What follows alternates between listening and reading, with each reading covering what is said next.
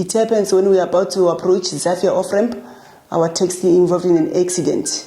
Taxi yakena under the bus.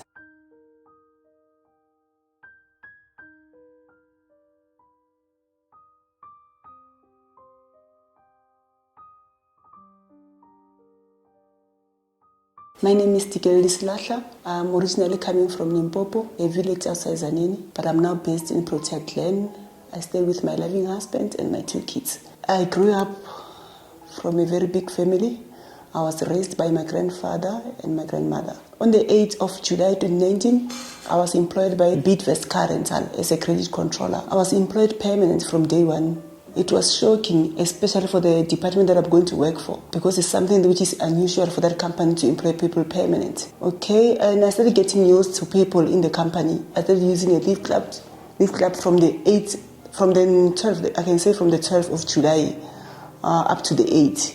The reason why I left the lift club is because the driver was insisting that we must pay for the 9th of August, and the 9th was holiday, I think. I told myself that no, man, I'll use taxis. On the 22nd of August, I woke up in the morning like any other days. I remember telling my husband that I didn't feel like going to work that day. My husband was like, no, you need to go to work. I just started a new job. I went to the park, and I found the other guy that I used to work with sitting in front.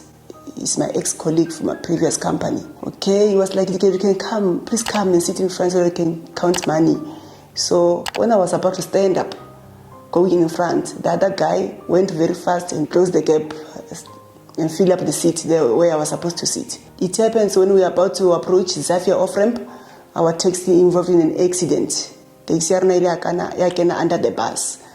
4 people died on the scene, and then others were badly damaged, and I was one of those people who were badly damaged. I was admitted at Baragwanath Hospital as a known patient. I was in coma for 3 weeks. I sustained several injuries.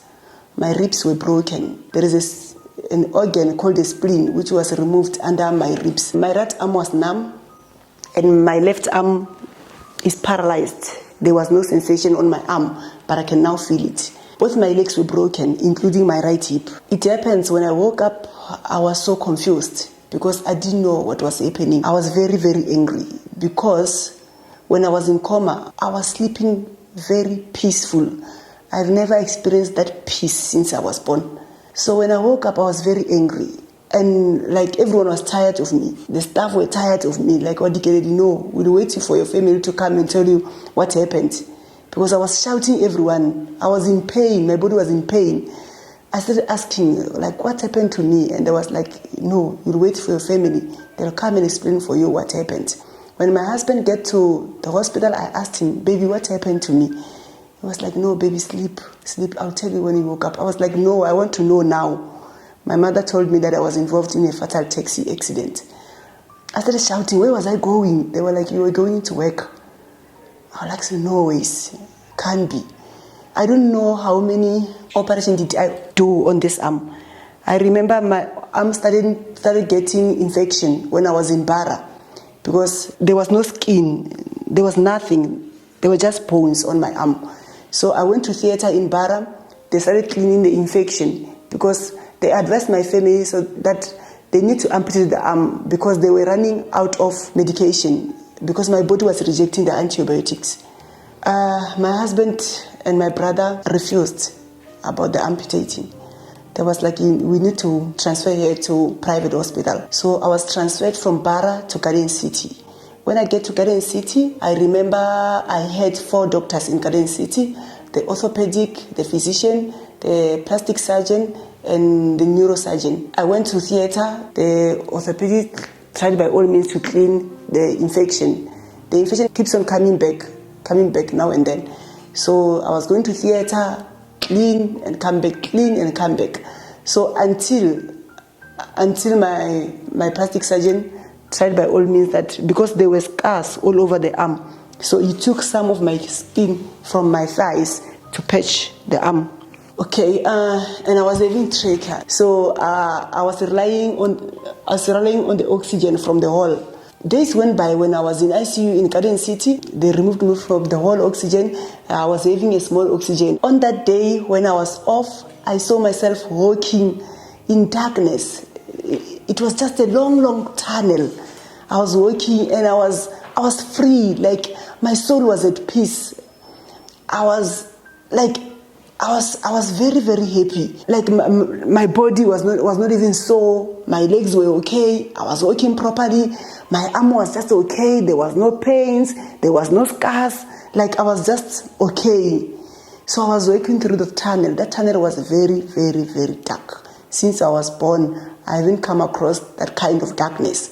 It was very, very dark. When I was busy walking through the tunnel, I came across the light. The light was very bright, that it was even damaging my eyes. When I closed my eyes, immediately when I opened my eyes, I was back on my bed in ICU, and everyone was excited. Everyone was screaming, "Oh, Dikeledi is back. Our miracle baby is back." I was so confused. I didn't know what's happening. I was very angry at the same time. Like, oh, I can now feel pains. Well, like I kept on asking myself, all of a sudden now I'm back. I'm feeling pains. My body is sore. What's happening? Okay, that night I didn't sleep. The whole night I didn't sleep. My heart was beating very, very, very fast. I didn't know what was happening. Okay, days went by. My family came tomorrow to see me as usual. My mother came with my husband and my uncle Lucky. They went to the physician's room to find out of the process of my recovery. When they get there, the physician told them that there's no way that I will make it. Doctor started writing me off, that there's no way that she can make it because her body is rejecting the antibiotics. Remember, I don't have that organ to fight infections. So there was like her body is rejecting the antibiotic. We don't think she will make it. You must just pray, Nje, that maybe she'll be healed, but we don't believe so. So okay, my mother and my husband came back, come and see me as usual in hospital, and I was moved from ICU to private ward because I was having infection, and I was wearing a catheter.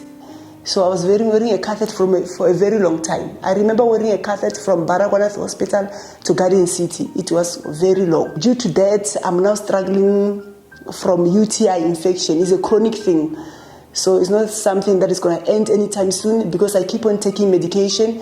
I keep on taking the antibiotic, but my body is rejecting them since I don't have the spleen organ. I went to private ward. I was still healing from the skin graft which was done. The skin was from my thighs to cover my arm and my head at the back because my brain was leaking, which affected my left eye. My left eye is blurry. When I was in that private ward, I was still healing from the wounds, and I was wearing a wound vac, and that wound vac was very, very, very big. It was very, very heavy. The psychologist used to come in the morning to put me on the couch because I couldn't sit. Remember, my hip was broken. I couldn't sit. I couldn't do anything. The staff at Garden City, they used to come and feed me, bath me, like everything, because I was just a child. Towards month end of October, my physician insisted that I must be moved to medical rehabilitation because my infection was now over. When my orthopedics comes in the morning, I was like, "Doctor, my arm is very black. I don't know what's happening. My nails are black.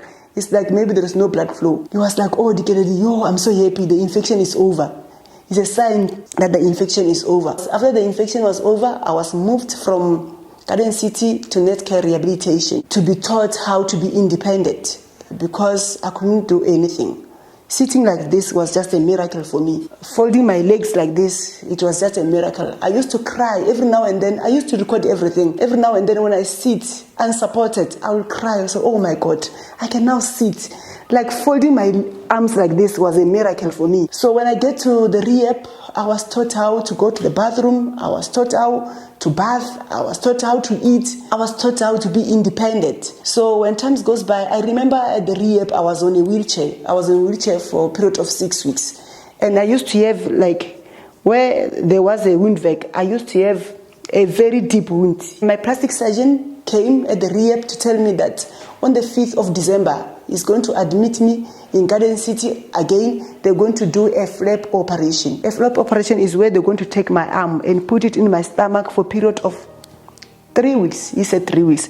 They're going to put my arm like this and take my the skin from the stomach and cover it like that so that I can be able to close this wound because it was very, very deep. I remember I was crying, asking my doctor, can you please do the skin graft? He was like, there's no way that you can perform a skin graft on this wound. It's very, very deep. To be honest, I was not sleeping, guys.